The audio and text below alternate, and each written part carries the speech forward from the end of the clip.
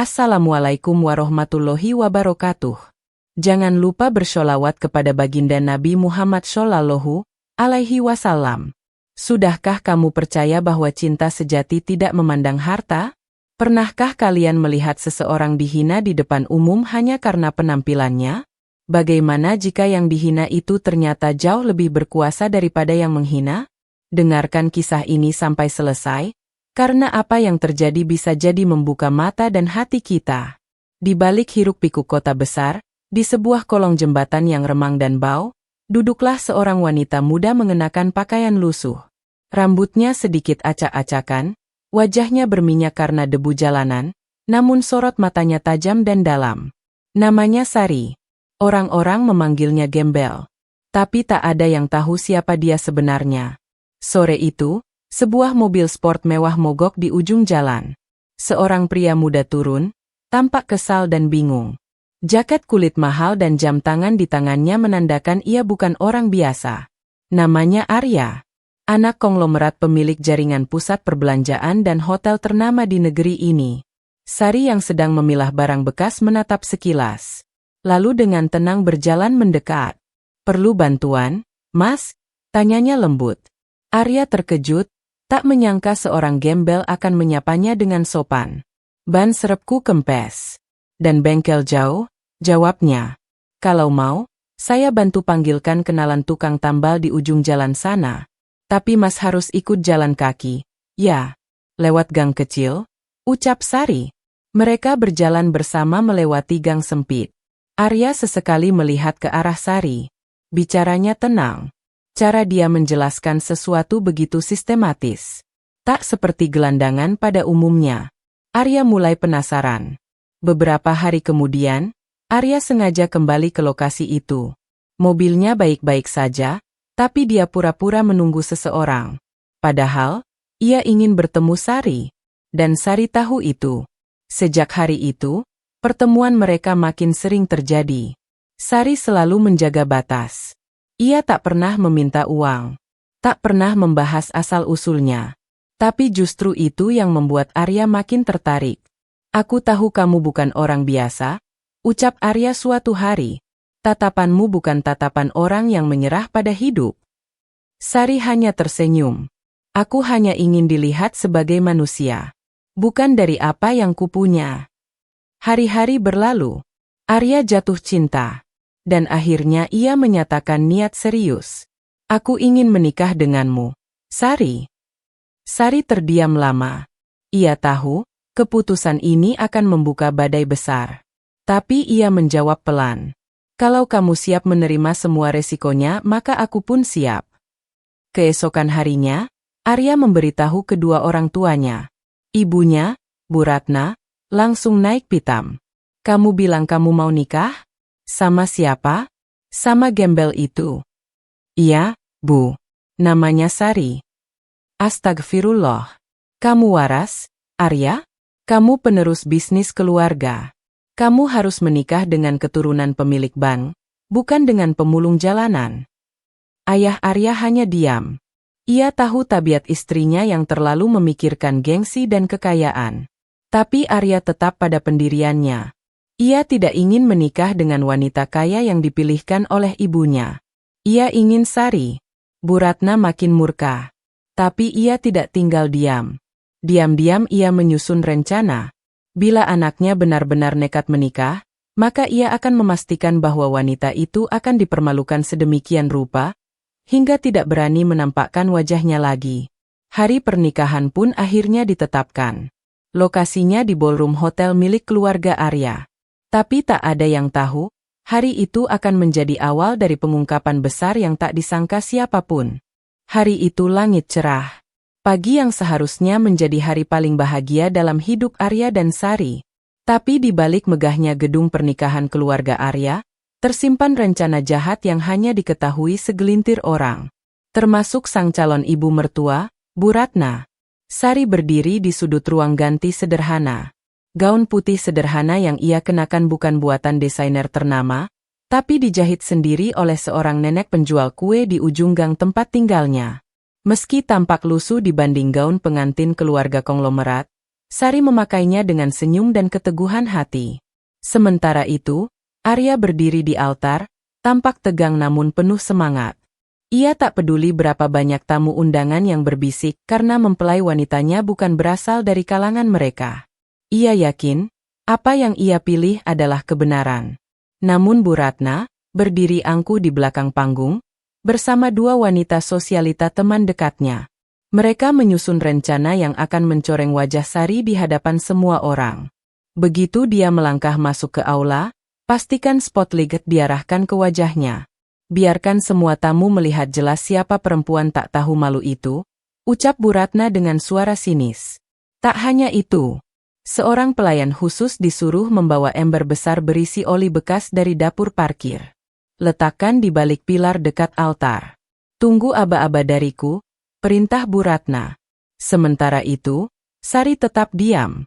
Ia tahu akan ada sesuatu yang tidak beres.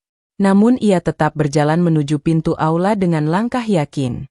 Tak ada rasa takut di wajahnya. Begitu pintu aula terbuka, suara musik pengiring pernikahan terdengar menggema. Semua tamu menoleh ke belakang. Beberapa langsung menutup mulut, menahan tawa. Gaun pengantin Sari memang tampak jauh dari mewah. Rambutnya hanya disanggul sederhana. Langkahnya pelan tapi tegap. Lihat itu. Benar-benar gembel, bisik salah satu tamu wanita. Itu calon istri Arya? Keluarga ini sudah gila? Ejak yang lain. Arya menatapnya. Ia ingin berlari menyambut Sari, namun protokol menahannya. Sari menatap semua dengan tenang. 1 langkah, 2 langkah, 3 langkah. Dan tiba-tiba, biur. Oli bekas hitam kotor disiramkan tepat ke tubuh Sari. Gaun putihnya langsung berubah warna. Wajahnya terciprat, rambutnya lepek, dan ruangan seketika terdiam. Semua mata tertuju padanya.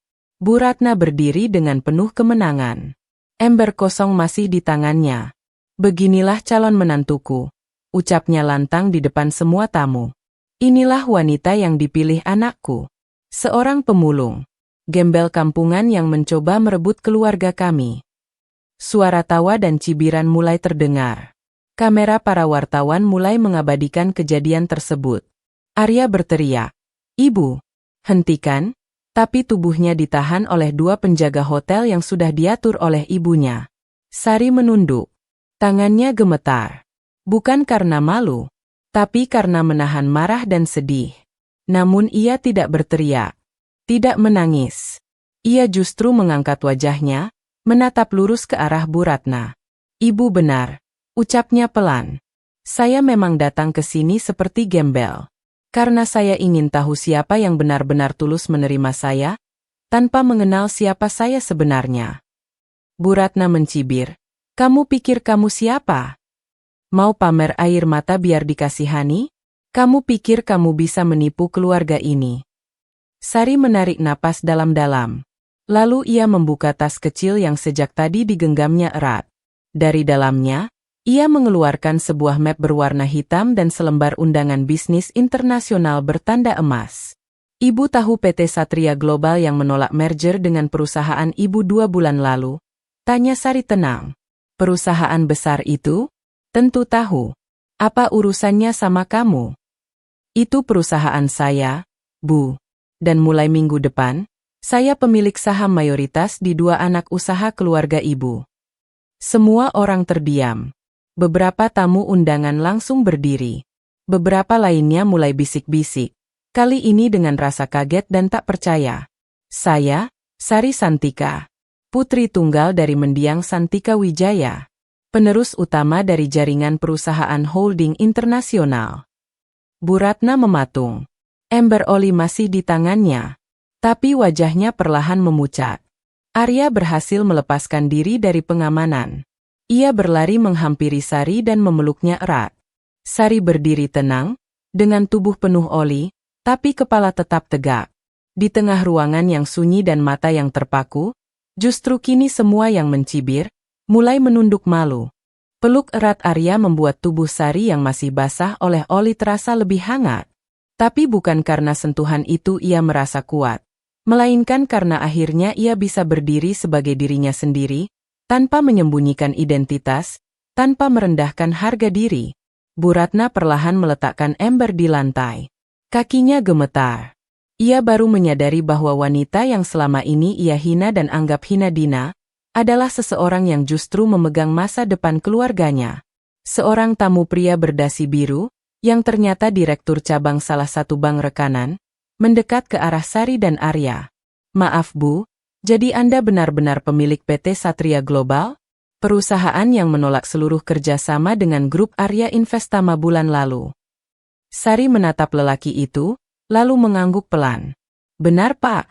Dan alasan saya menolak saat itu, karena saya belum yakin keluarga ini layak jadi rekan bisnis saya.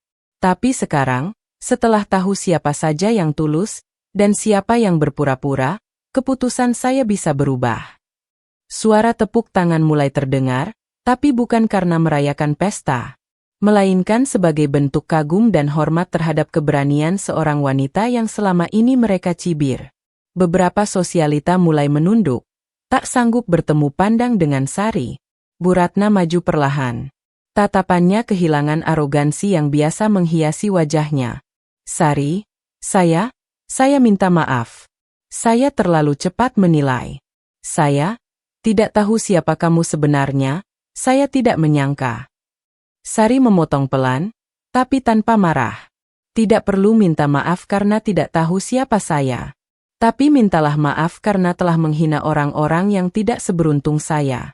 Gembel, pemulung, mereka bukan hina karena miskin, tapi karena dunia memalingkan wajah dari mereka. Suasana ruangan kembali sunyi. Beberapa tamu mengangguk setuju. Bahkan ada yang meneteskan air mata. Bu Ratna mengangguk cepat, lalu menjatuhkan diri berlutut. Saya minta maaf atas semua perlakuan saya. Saya terlalu tinggi hati. Arya membantu ibunya berdiri, lalu menatap Sari dengan mata berkaca-kaca. Aku bangga padamu, Sari. Tapi aku juga takut kehilanganmu kalau kamu ternyata begitu tinggi posisinya. Sari menatapnya dalam. Kalau kamu memilihku karena siapa aku di atas kertas, maka cintamu palsu. Tapi kalau kamu mencintaiku saat aku masih gembel, maka hatimu bersih. Dan aku percaya, kamu tulus. Arya menunduk. Aku mencintaimu, sejak pertama kali kamu menatapku tanpa rasa takut, saat semua orang menunduk saat melihat kekayaanku. Para tamu terdiam menyaksikan pemandangan itu. Sari yang masih berlumur oli, Arya yang memeluknya erat, dan Bu Ratna yang berdiri di sisi mereka, kini bukan sebagai wanita angkuh, melainkan sebagai seorang ibu yang telah belajar pelajaran mahal hari itu. Dari belakang ruangan, seorang pria tua mendekat. Tubuhnya bungkuk, pakaiannya sederhana. Ia menghampiri Sari dan menyodorkan jaket tebal. Maaf, Neng, saya yang biasa bantuin Neng nyariin kardus di belakang pasar, izinkan saya bantu bersihkan sedikit. Ucapnya tulus. Sari menerima jaket itu, tersenyum, dan memeluk lelaki tua itu erat. Pak Badrun, terima kasih. Neng gak akan sampai sini tanpa Bapak. Dan saat itulah semua tamu tahu, bahwa wanita yang mereka hina, adalah wanita yang justru menghargai orang-orang yang selama ini mereka remehkan. Masih dengan gaun pengantin yang basah oli, Sari berdiri di tengah aula pesta. Tak seorang pun menyangka bahwa momen yang awalnya dirancang untuk mempermalukan, justru berubah menjadi peristiwa paling berkesan dalam hidup banyak orang yang hadir di ruangan itu. Arya menggenggam tangan Sari erat.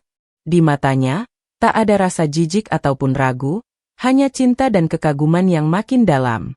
Ia melirik pembawa acara yang sejak tadi kebingungan di panggung. Tolong lanjutkan acara ini, ucap Arya dengan tenang. Pembawa acara pun memulai kembali prosesi akad nikah yang sebelumnya tertunda. Namun kali ini, suasana berubah drastis. Tidak ada lagi cibiran. Tidak ada lagi bisik-bisik hinaan. Semua tamu justru menyimak dengan serius dan penuh rasa hormat. Sari tetap mengenakan gaun yang sama. Ia tidak meminta diganti. Katanya, biarlah oli ini jadi saksi, bahwa cinta yang tulus akan tetap berdiri tegak, meski dihina dan dilumuri kotoran. Sang penghulu pun mulai membacakan akad. Arya mengucapkan ijab kabul dengan suara lantang, tegas, dan tanpa ragu. Tamu-tamu yang tadinya menertawakan, kini mengusap air mata haru. Beberapa bahkan berdiri memberi tepuk tangan panjang saat mereka resmi dinyatakan suami istri. Usai akad, Sari mengambil mikrofon. Ia tak ingin bicara panjang. Hanya satu kalimat yang ia ucapkan. Jangan ukur seseorang dari bajunya. Karena bisa jadi, orang paling sederhana yang kamu hina hari ini, justru pemilik masa depan yang tak kamu sangka. Satu ruangan berdiri dan memberi tepuk tangan yang tidak berhenti hingga Sari kembali duduk di samping Arya. Acara makan malam pun digelar. Sari menolak hidangan-hidangan mewah dan malah meminta menu sederhana seperti yang biasa ia makan saat hidup di kolong jembatan. Nasi uduk, telur balado, dan kerupuk. Bukannya kamu bisa minta steak atau makanan 5 bintang, Sari? Tanya Arya. Sari tersenyum. Cinta kita bukan soal kemewahan, tapi soal kebersamaan.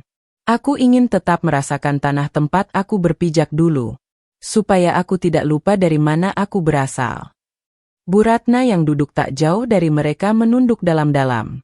Ia kini tak lagi banyak bicara, justru mulai memperhatikan gerak-gerik Sari dengan rasa kagum.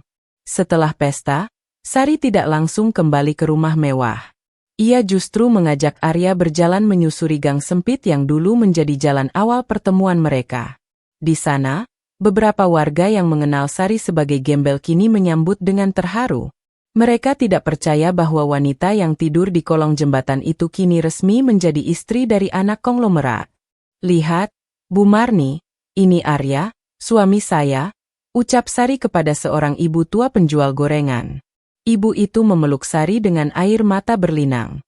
Ya Allah, Neng. Neng gak pernah malu ngasih saya makan. Sekarang saya tahu. Neng bukan orang biasa. Arya hanya diam memperhatikan istrinya. Ia tahu, kini ia tak hanya mencintai seorang wanita, tapi juga belajar darinya bagaimana cara menjadi manusia yang sesungguhnya. Di ujung gang, Sari duduk di atas tikar lusuh yang biasa ia pakai dulu. Ia menarik napas dalam dan menatap langit. Aku nggak akan jual properti di sini, Arya. Aku akan bangun rumah singgah untuk para gelandangan. Biar mereka juga tahu bahwa Allah tidak pernah tidur. Dan cinta sejati itu masih ada. Arya menggenggam tangannya. Dan aku akan mendampingi kamu, apapun jalan yang kamu pilih. Malam itu, mereka tidak tidur di ranjang hotel, tapi di kolong jembatan, beralaskan tikar dan berselimutkan kasih sayang. Bukan karena tidak punya tempat lain, tapi karena ingin mengukir ulang kenangan, dari tempat semua ini bermula. Pagi harinya, sinar matahari menembus celah-celah kolong jembatan. Arya terbangun lebih dulu. Ia menatap Sari yang masih tertidur berselimutkan kain lusuh, tapi dengan wajah tenang dan damai. Ia sadar, ini bukan sekadar pernikahan biasa. Ini adalah awal dari misi besar yang akan mengubah banyak hidup. Tak lama, Sari pun bangun. Ia langsung mengajak Arya menyambangi beberapa pemulung yang biasa ia temui dulu. Pak Darto, Bu Lestari, ini suami saya. Arya, kami datang bukan untuk pamer, tapi untuk mengajak kalian ikut hidup lebih layak. Ucap Sari sambil membagikan nasi bungkus dan jaket hangat. Mereka berjalan ke setiap sudut kota, menyapa para tunawisma, anak jalanan, dan para pemulung. Tidak ada kamera, tidak ada wartawan. Semua dilakukan dengan tangan sendiri. Bahkan Arya, meski terbiasa dengan jas mahal, kini tak sungkan memanggul karung berisi roti dan pakaian bekas.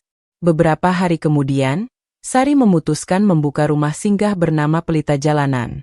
Sebuah tempat untuk para gelandangan istirahat, mandi, makan, bahkan belajar keterampilan kerja. Bangunan tua bekas gudang disulapnya menjadi tempat yang layak huni, lengkap dengan perpustakaan kecil dan dapur umum. Arya membantu mencarikan investor. Tapi syarat Sari hanya satu. Tidak boleh ambil untung. Semua harus gratis. Sementara itu, perubahan besar juga terjadi pada sosok yang dulu sangat membenci Sari, Bu Ratna. Wanita itu sejak kejadian pernikahan tidak lagi muncul di acara-acara sosialita. Ia lebih banyak mengurung diri. Bukan karena malu, tapi karena malu pada dirinya sendiri. Suatu sore, Bu Ratna datang diam-diam ke rumah singgah. Ia melihat dari kejauhan bagaimana putri menantunya itu membasuh luka di kaki seorang pemulung tua. Ia berdiri lama di gerbang sebelum akhirnya memberanikan diri masuk. "Sari," panggilnya pelan. Sari menoleh. Senyumnya lembut. Tidak ada dendam di sana. "Ibu datang jauh-jauh ke sini, bukan untuk minta maaf lagi. Tapi, untuk minta izin," ucap Bu Ratna pelan. "Izin apa, Bu?" tanya Sari. "Izin ikut membantu. Saya tidak punya kemampuan sehebat kamu. Tapi saya bisa masak. Saya bisa ngajarin ibu-ibu menjahit, atau merawat anak kecil. Boleh? Ibu bantu di sini." Sari menatapnya. Ia menggenggam tangan Bu Ratna, lalu berkata, "Bu, tempat ini memang dibangun untuk orang-orang yang ingin berubah. Kalau ibu datang dengan hati, maka ibu adalah bagian dari rumah ini." Tangis Bu Ratna pecah. Ia memeluk Sari erat, di hadapan para gelandangan yang dulu ia remehkan. Minggu demi minggu, rumah singgah pelita jalanan makin ramai. Para pemulung mulai belajar membuat kerajinan. Anak-anak jalanan bisa belajar membaca. Bahkan beberapa wanita jalanan berhasil mendapatkan pekerjaan layak di toko-toko milik relasi Arya. Arya sendiri, yang sebelumnya hidup di bawah bayang-bayang keluarga konglomerat, kini justru merasa hidupnya lebih bermakna. "Sari, kenapa kamu nggak pernah pamer kekayaanmu dulu? Padahal kamu bisa saja tampil glamor sejak awal?" tanya Arya suatu malam. Sari menjawab lirih. "Karena yang aku cari bukan pujian. Tapi cinta yang melihat aku dari hati, bukan dompet. Dan aku bersyukur. Allah menunjukkan kamu padaku." Arya mencium kening istrinya. "Dan aku bersyukur. Allah mempertemukanku dengan wanita paling kaya di dunia, yang hatinya lebih mewah dari semua berlian." Rumah singgah pelita jalanan kini menjadi tempat yang tidak hanya menampung tubuh-tubuh lelah, tapi juga menghidupkan harapan yang nyaris padam. Dari tempat itu, puluhan orang mulai menata ulang hidup mereka. Beberapa bahkan berhasil mendapatkan pekerjaan, menyewa kamar sendiri, dan kembali ke pangkuan keluarga. Suatu hari, seorang wartawan datang meliput. Ia bertanya pada Sari, apa yang membuat seorang wanita muda, pemilik perusahaan besar, rela hidup di antara orang-orang jalanan? Sari tersenyum. Ia menunjuk ke arah seorang pemuda penyandang disabilitas yang sedang menjahit tas dari kain perca. Dulu dia tidur di selokan. Sekarang dia punya penghasilan dari hasil tangannya sendiri. Itu lebih berharga dari semua saham yang saya miliki. Wartawan itu terdiam. Sementara itu, Arya yang semula hanya terlibat sebagai pendamping, kini semakin aktif mengelola rumah singgah. Ia bahkan mulai meninggalkan beberapa posisi eksekutif di perusahaannya demi lebih fokus ke misi sosial mereka. "Aku tidak lagi butuh kursi direksi, Sari. Cukuplah aku duduk di sini, di sampingmu, bantu orang-orang bangkit dari keterpurukan," kata Arya suatu malam saat mereka duduk di teras rumah singgah. Sari menggenggam tangannya. "Dulu aku kira, hanya aku yang berkorban untuk cinta. Tapi ternyata, kamulah yang mengajarkanku arti pengorbanan sesungguhnya." Hubungan mereka yang semula diragukan banyak orang, kini justru menjadi inspirasi. Bu Ratna yang dulunya membanggakan pesta dan gengsi, kini dikenal sebagai pengurus dapur umum rumah singgah. Ia menolak disebut ibu mertua dari pemilik perusahaan besar. Ia lebih suka dipanggil Bu Ratna, pengurus nasi bungkus.